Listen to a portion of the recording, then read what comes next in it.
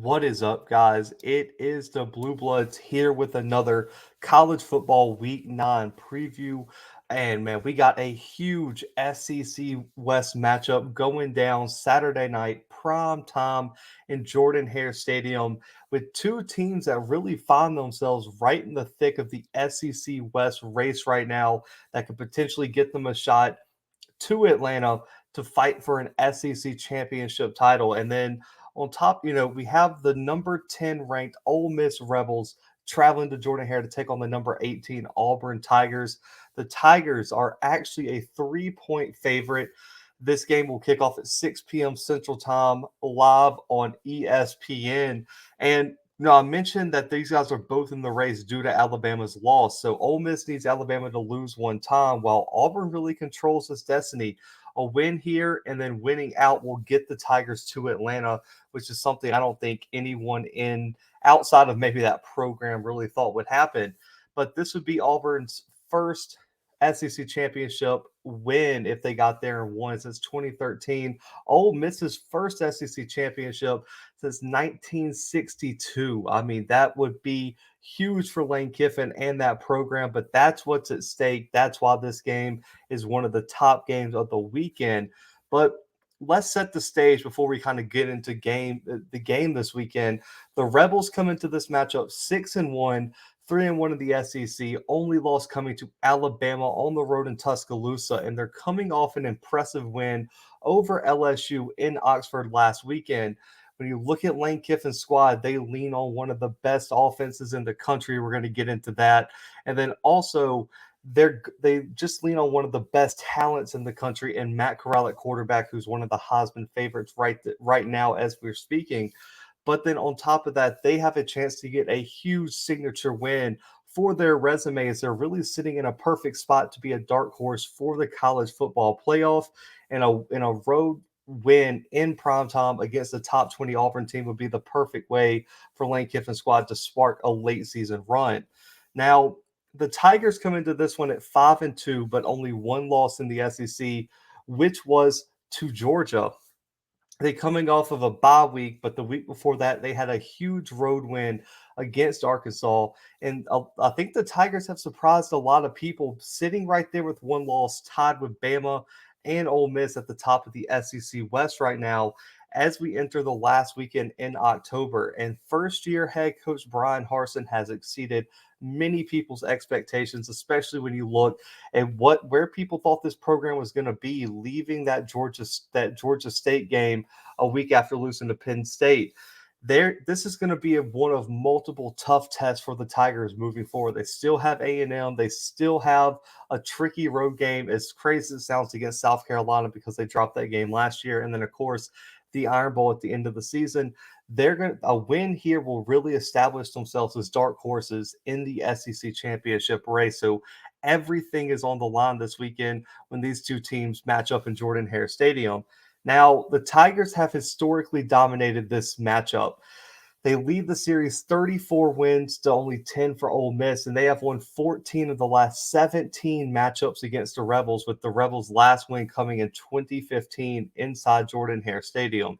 Now, the stage is set. We got to get into some keys for the game. We'll start with Ole Miss since they're the higher ranked team right now. For the Rebels, man, it's obvious. When you have a top player like a Matt Corral, who's a Heisman favorite, who's been one of the most electric players in the country, of course he's going to be the key to the game. The Rebels offense starts and ends with what Matt Corral can do at the quarterback spot. And if he can continue his elite play this weekend, the Rebels are going to be a very tough team to beat for the Auburn or anyone in the country, really.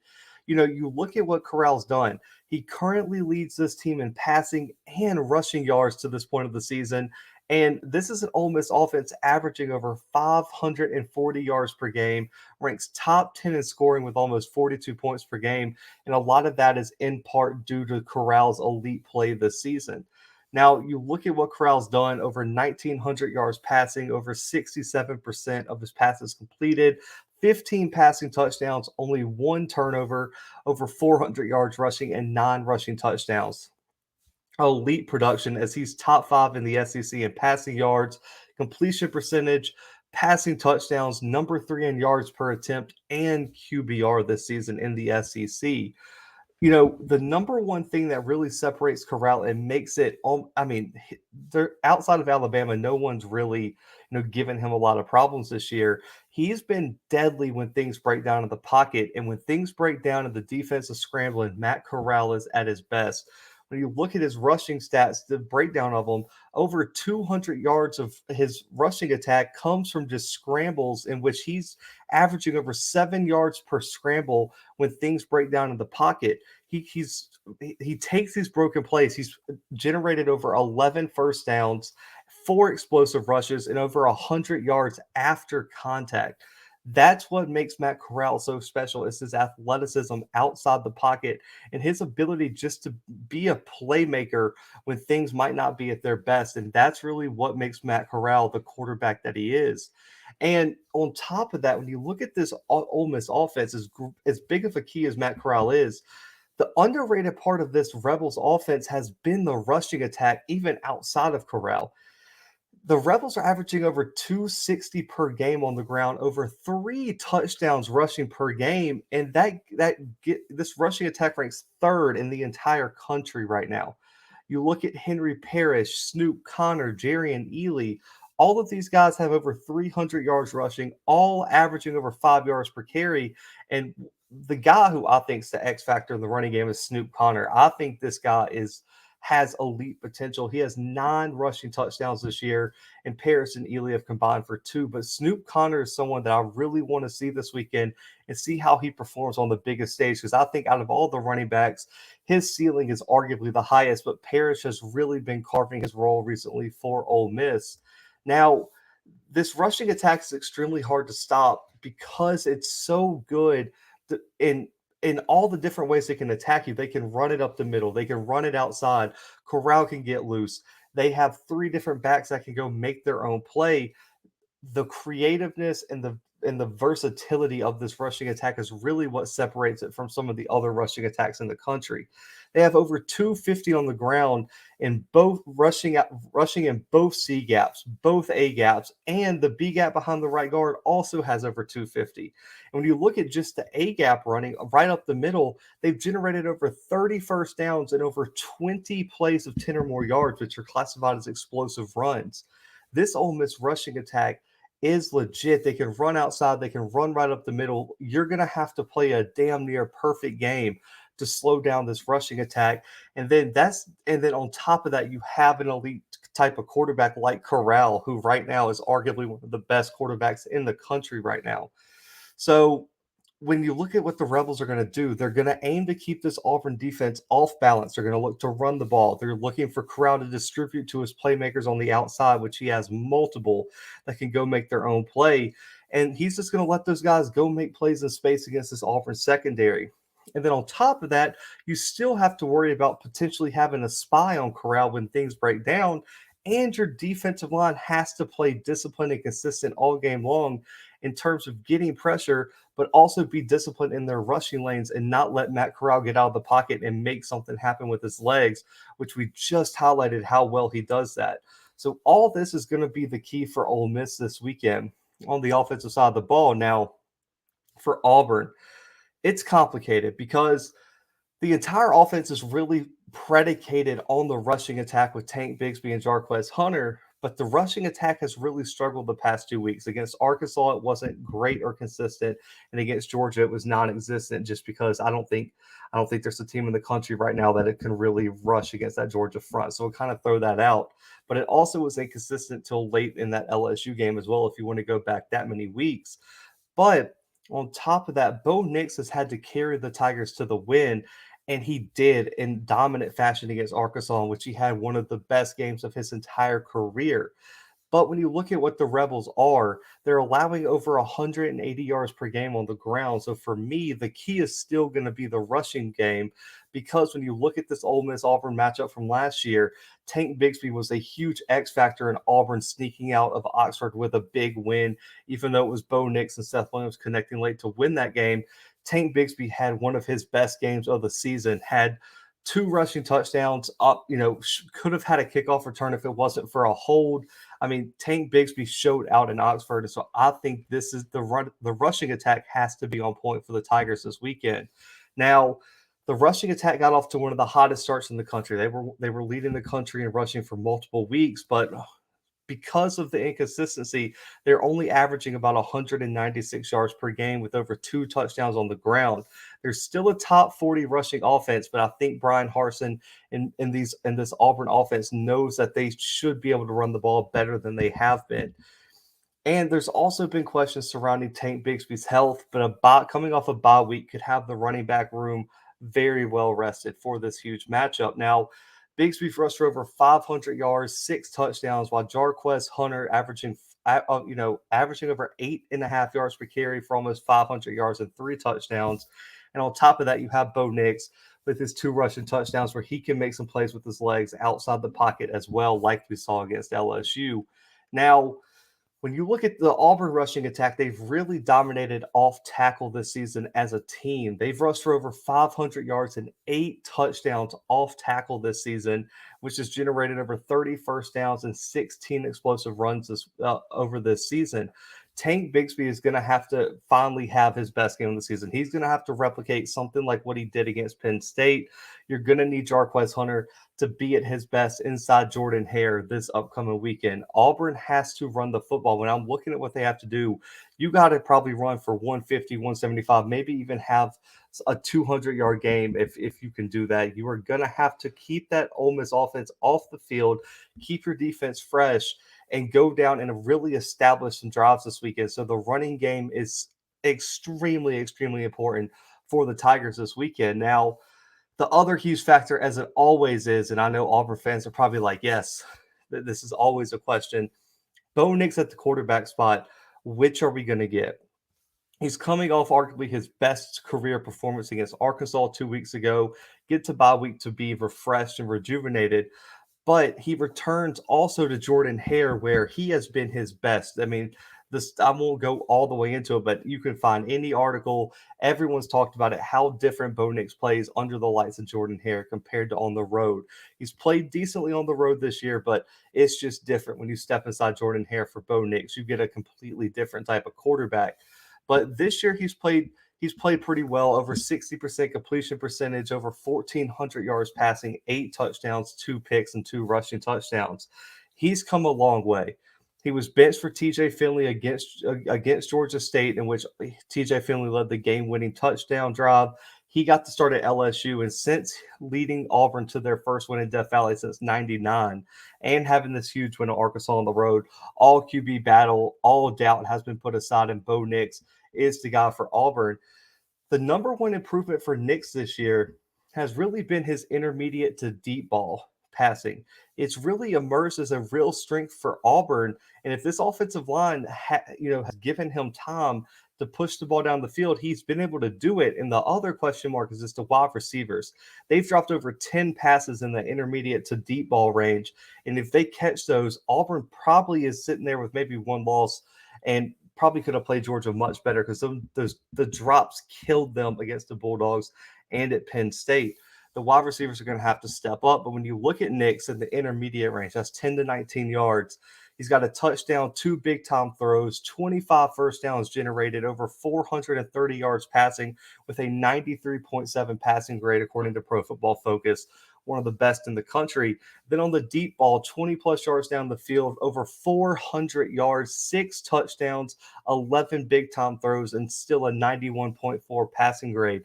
He's been very, very efficient and effective intermediate to deep ball range. He throws a lot of short passes, but those haven't really been taken.